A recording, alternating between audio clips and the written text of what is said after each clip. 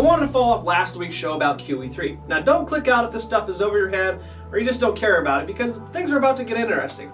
For some time now I thought, things just weren't adding up. I felt out of sorts. 2 plus 2 in my head for some reason wasn't equaling 4. What do I mean? Well, for starters, I know in my heart that things with the economy just aren't good. Even though we've had a banner year, I know that most of it is due to some creative financing from the Fed. Yeah, I know from being around the block a few times that at some point you have to pay the piper. And to be honest, we haven't paid the piper yet, and that's mainly due to the economic strategy of the current and past White Houses. It's kind of like when you were a kid and you had a large anthill farm and the ants were just working away, paying no attention to whatsoever to what you're doing. Just have their heads down working while they have no idea that their fate is in your hands. Yeah, and if you're like me, I would mess with the ants, like with a magnifying glass, or better yet, I would flood their little anthill. And I can't help but feel like those little ants with the Fed and the government controlling our fate right now. See, I'd take a big bucket of water and throw it on the anthill just to see what the ants would do. The ants had no idea what was coming, they just kept their head down working. Next thing you know, bam, flood. Now, I know we went off on a tangent for a bit there, but that's basically what's happening right now. The fate of our collective futures is in the hands of a few right now, and I don't know that I trust their strategy when it comes to combating a weak economy. Yep, QE1, 2, and 3 will have major long-term impacts, and guess what? You and I didn't even have a say in it. Think about that for a second. We're a democracy. We pretty much vote on everything. Even the leader of the free world is voted in, but yet you and I didn't have a say in the fact that the feds can print billions of dollars every month to buy mortgage-backed securities. Some would say that that decision is even more important and more impactful than who the president is.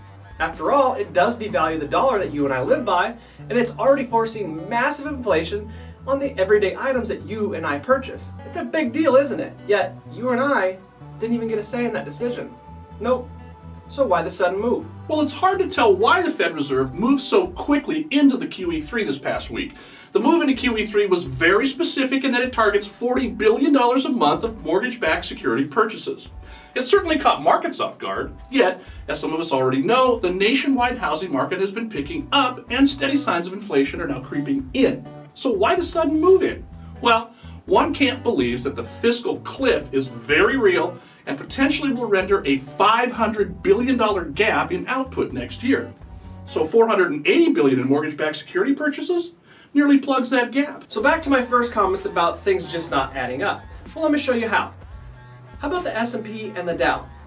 In the face of all this, they're already back to 2007 levels, even though unemployment and underemployment is 67% higher than 2007. 8.8 million in 07 versus 14.7 million today. How about the national debt? 9.4 trillion in 2007 versus 16 trillion today. A 70% increase in just 5 years. It took hundreds of years to get to the 2007 level of 9.4 trillion. And now we're at 16 trillion? How about the Fed balance sheet? 873 million in 2007 versus 2.8 trillion today. A staggering 220% increase. 220% increase from the Fed, or shall we say 220% more of our money printed and pumped into the markets for our benefit.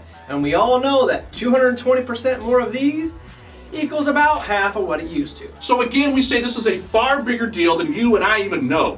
The Fed doesn't just choose to randomly print and spend $40 billion a month. There's a reason for this. Sure, it'll help keep rates low and it will ultimately help our industry, but we should all be aware of the tidal wave of debt and repayment coming.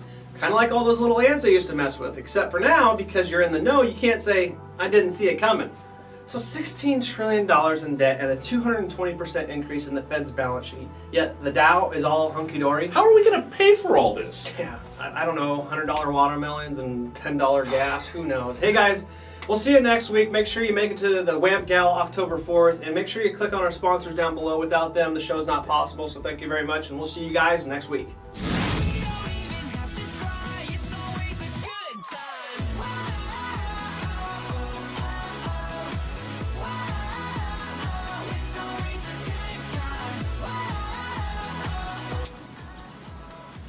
What? Still $1. I mean, you gotta have it. Even though it equals like 50 cents today. 25 tomorrow.